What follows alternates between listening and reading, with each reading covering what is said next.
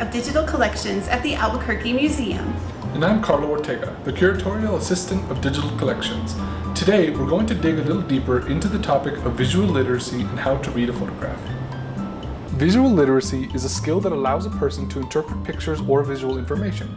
In our first lesson, we went over the 4 basics of visual literacy: focus, subject, framing, and angle. These are ways a photographer presents a particular story to a viewer. Today, we're going to look at what you, as a viewer, bring to a photograph and how your perspective can enhance the story the photographer is telling. A photograph is a primary source, which means that you're looking at a first-hand account of the scene. The photographer was there, and what you see is their perspective.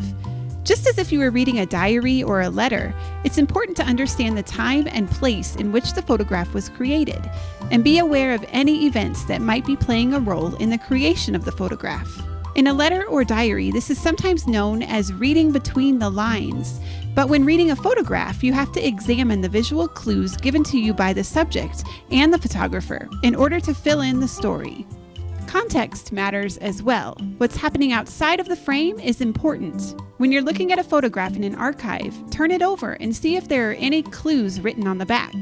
Sometimes you'll find handwritten notes with identifications of people, or a date, or maybe the stamp of a photography studio. You also want to know if the photograph you are interested in is part of a larger collection of similar photographs. The entire collection will help you examine individual images because the context will become clearer. As a final tip, you want to know if there's a negative of the image for you to look at. Negatives are the originals and often include information that can get edited out by a photographer when they print the photograph. In many cases, the print is just a cropped version of the negative, and you can trust the print to be a true example of what the photographer saw when they captured the shot. But that's not always the case, especially in portraiture. If you are reading a portrait, look closely for places where a face has been edited. Portraits are and have always been a place for finishing, or what people now call photoshopping. The changes to a person's face can be minimal or drastic. The reasons for altering a face can be many, and often it's a reflection of the beauty standards of the time, but it can also point to a photographer's bias around particular facial characteristics. There's a lot to read in portraiture, but if you expect a portrait to be the truth, you may be disappointed. The notes on the back of a photo and the comparison between the negative and its print are visual literacy clues to help you determine the characters and context of the story. Your own experiences shape how you read a photograph. Your imagination helps to add elements like sound and emotion to static images. Can you imagine the roar of the Jeep engines in a military parade like this one along Central Avenue? Can you hear this sheep bleating while this young child pets it? What time of year do you believe this was taken? What about this photograph? Can you imagine their laughter?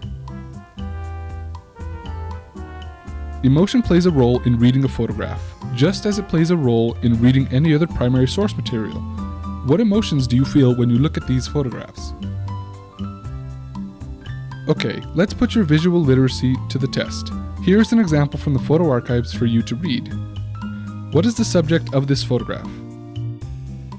Do you think this is a posed or staged image? Why or why not? When do you think this was taken? What sounds do you attach to this image?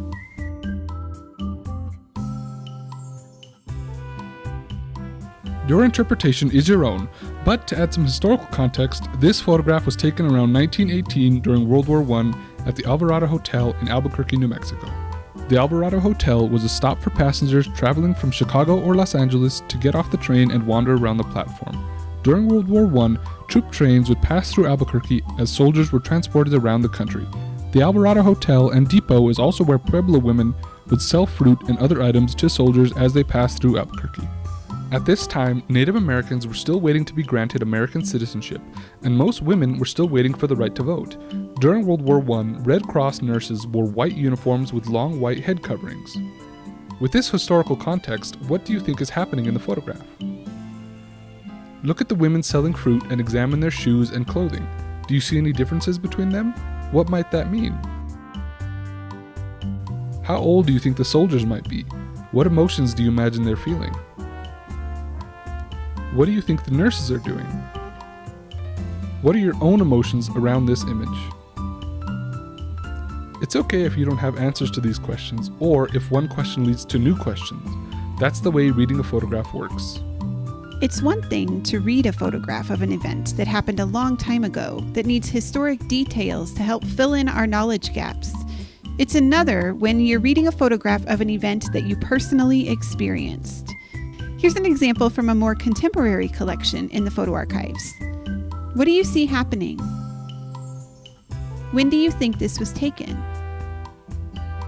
What sounds do you attach to this image?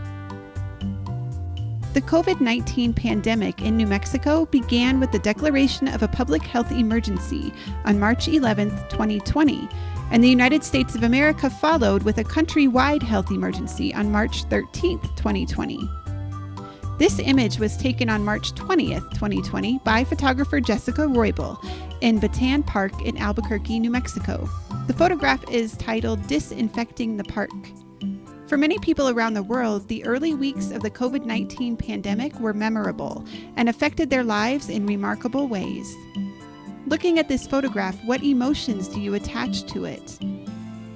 Examine how your personal experience affects the way you read this image compared to the World War I image we read previously. When you read a photograph, your own experiences shape your interpretation, and others may read the same image differently. Facts like the place, the time, the photographer, and the photo itself do not change, but your reading of the image may shift or evolve with your own experiences over the course of your lifetime. Visual literacy involves critical thinking and requires an examination of images within the confines of the facts, but it's still an ever-evolving skill set. This is why people return to certain imagery. We have favorite movies, photographs, or paintings that we enjoy looking at time and time again. Over the years, we may see new details or read images differently, not because the facts about the image have changed, but because our life experiences have altered the way we might read an image. We are bombarded by images in our everyday lives, and it can feel overwhelming. Visual literacy is not about reading images in the right way or correcting interpretations that you think are wrong. Visual literacy is a skill that you can develop in order to connect to a photograph or a work of art, understand what is being presented to you, and develop your own interpretation to help you gain a greater understanding of the world around you. We hope that through learning about the techniques photographers use to create a story and adding in your own freedom of interpretation, your visual literacy skills will grow. Thank you for joining us today at the Albuquerque Museum.